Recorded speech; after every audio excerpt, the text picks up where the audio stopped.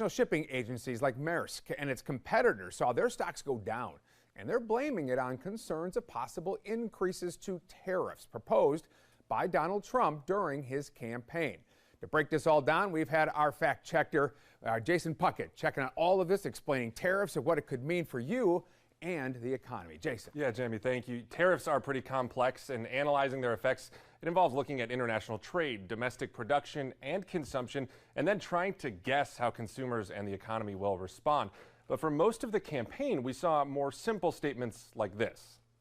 I'm going to put 100% tariff on every single car coming out of that plant.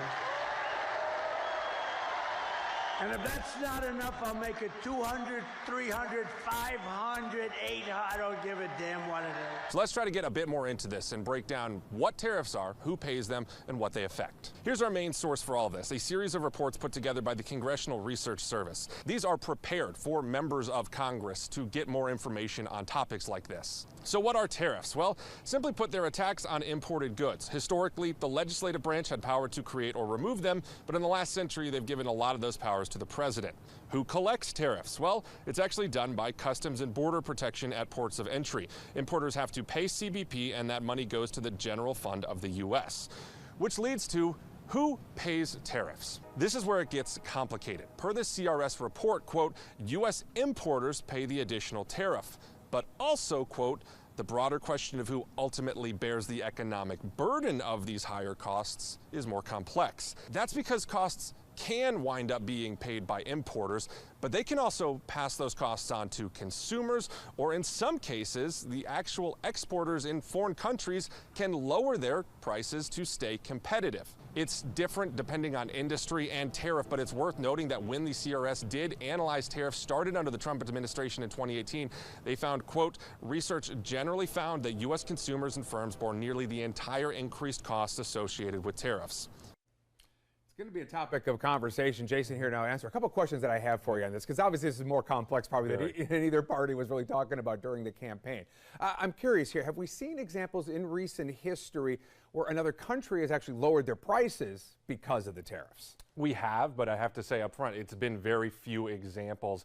What we know right now is that, if you look back at 2018, Trump administration put those tariffs in place.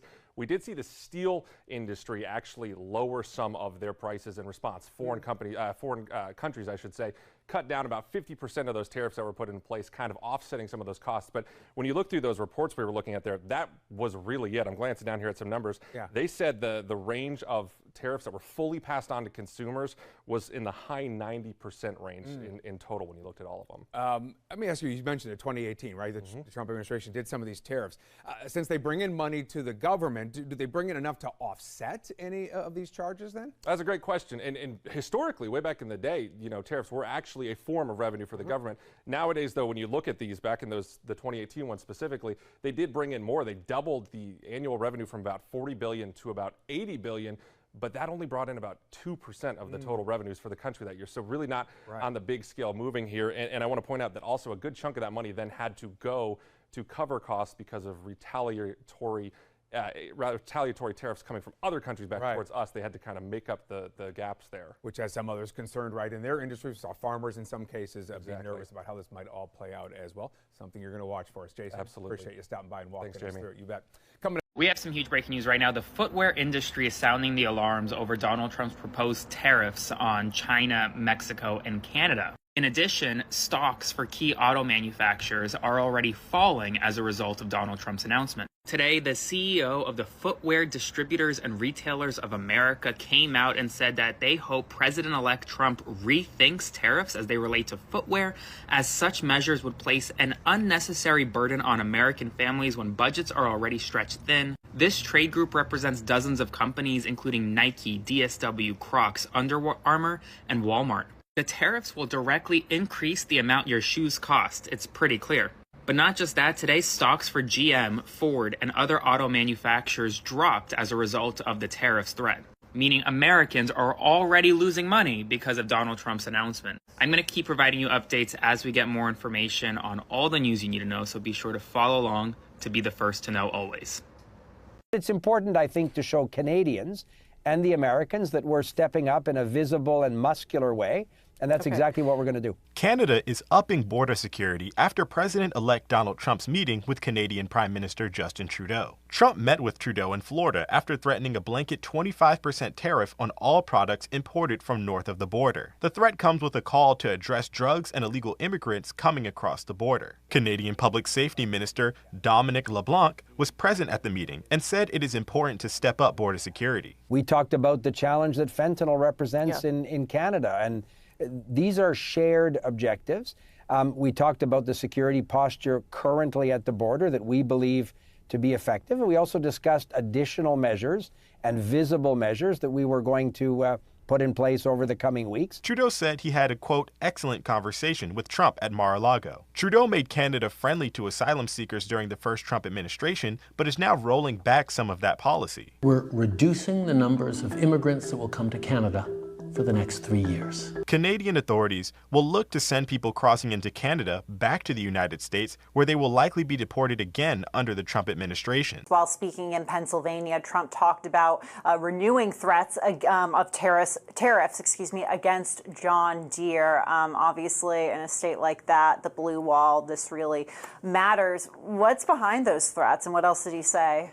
Yeah, certainly, tariffs have been sort of the buzzword for former President Trump. Pretty much any economic issue you can think of that he gets asked about, he comes back to tariffs. He talks about tariffs as sort of a blanket solution to lowering costs, to bringing manufacturing back to the U.S.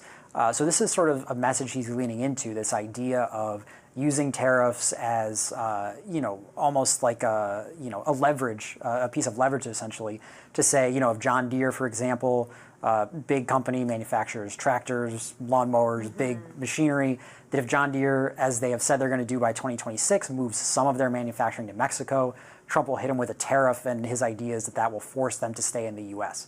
The problem is that economists, and as Democrats like to point out, economists say that a tariff is essentially just a tax that companies will pass on the cost to consumers.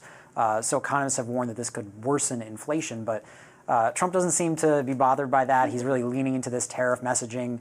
He threatened John Deere, as we saw in his speech in Georgia today. He again returned to tariffs, said he's going to use tariffs to encourage or essentially force companies to manufacture here in the U.S. So certainly we'll hear more about tariffs from Trump between now and Election Day. The question is whether that's a message that resonates with voters.